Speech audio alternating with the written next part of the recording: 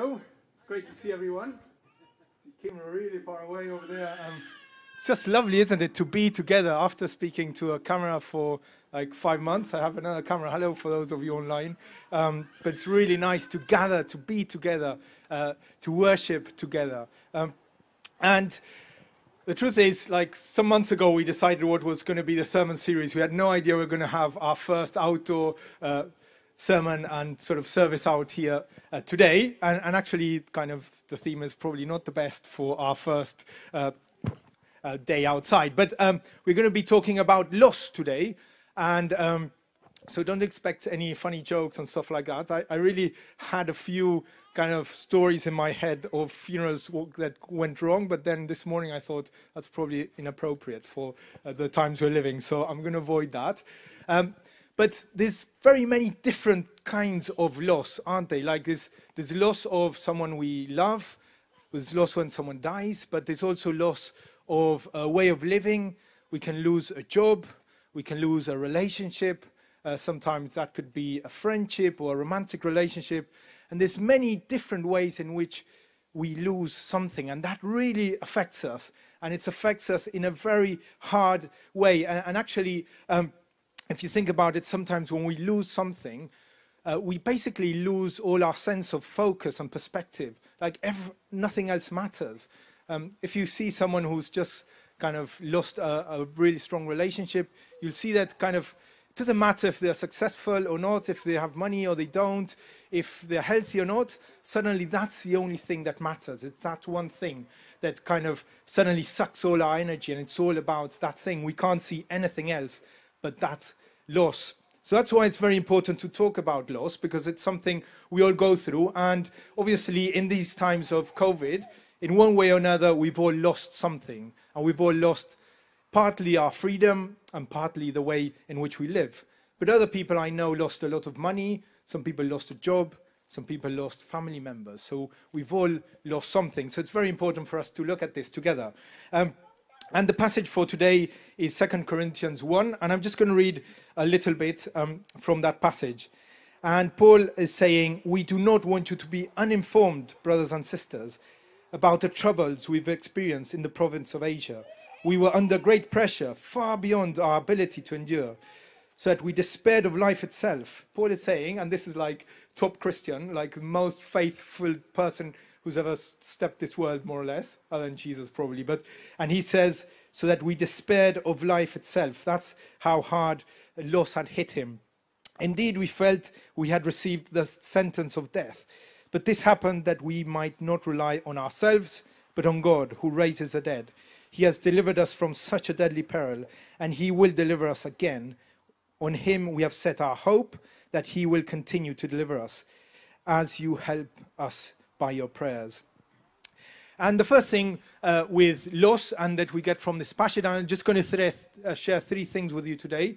The first one is that whether we like it or not, and we don't look for it, but actually at some point loss hits us. At some point, loss will come into our life, and we don't choose when, but at some point it happens. And that's what happened to Paul and his friends. At one point, loss came into his life, and we just have to go through it.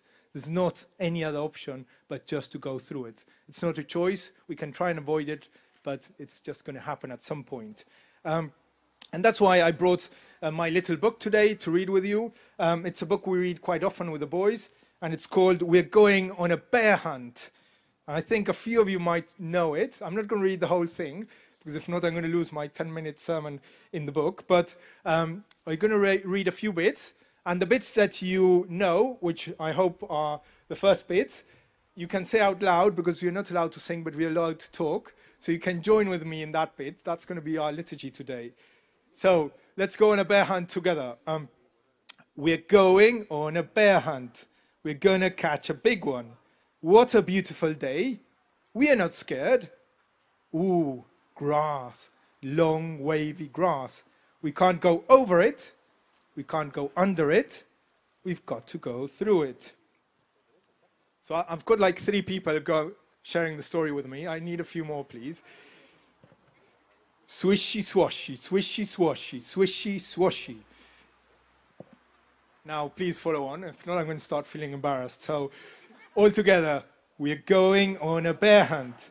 We're going to catch a big one. What a beautiful day. We are not scared. Ooh, a river, a deep, cold river. We can't go over it. We can't go under it. Oh no, we've got to go through it. Splash, splosh, splash, splosh, splash, splosh. I'm just going to do one more. I'm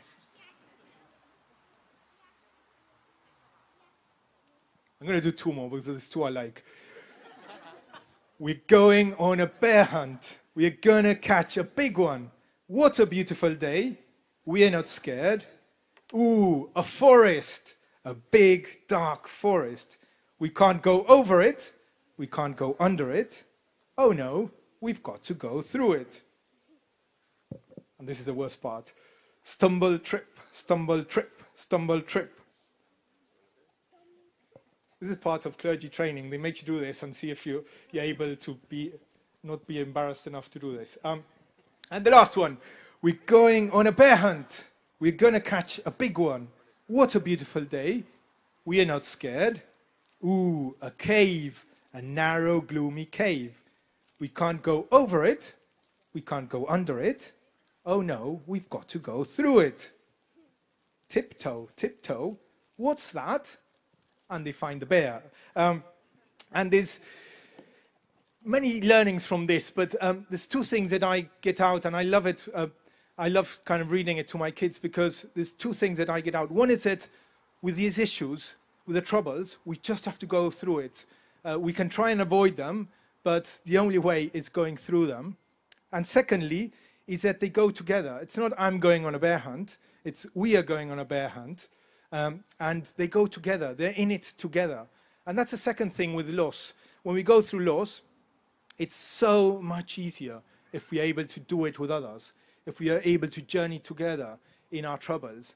And I know sometimes that means journeying with a family, if it's something related with a family, but sometimes it's something you journey with friends. And actually, all of these things we can journey together as a church. And that's why it's so important to be part of a small group where you can actually journey through things together, where you can actually chat about these things and say, I have to go through this river and I don't know how to do it, but let's go through it together. And thirdly is that when we go through troubles, when we go through loss, God is with us. And I love that Jesus says, blessed are those who mourn, for they will be comforted. And God's promise is not that we won't mourn and not that life will be easy, but his promise is that he will be with us every step of the way. He will go with us every time. He will be with us in any trouble, anything difficult. And actually, this has been, for everyone, in one way or another, a very difficult 5 months, and probably the next year will still be very difficult. And what we know and what we can always trust in is that he is there to comfort us, that he'll always be with us. And it's so much better to just go through things with each other, together, but knowing that God is with us. And next week, it's going to be 20 years, and that's how old I am now, 20 years since one of my best friends died in a car accident. And he was 18 at the time. I was 18 at the time as well. A really good friend. We used to do a lot of things together. I'd see him like 5 times a week. Played rugby together. He lived 3 blocks away from our house, so I'd go and play tennis with him. Any amount of things. We went to school together. And suddenly one day he was going to visit the tombstone of his dad who had died 3 months ago. And he died in a car crash. And for us, it suddenly was like a complete change of everything, out of the bloom, completely unexpected. Like, you'd never expect when you're 18-year-old that something like that will happen. And it just shaked my whole world.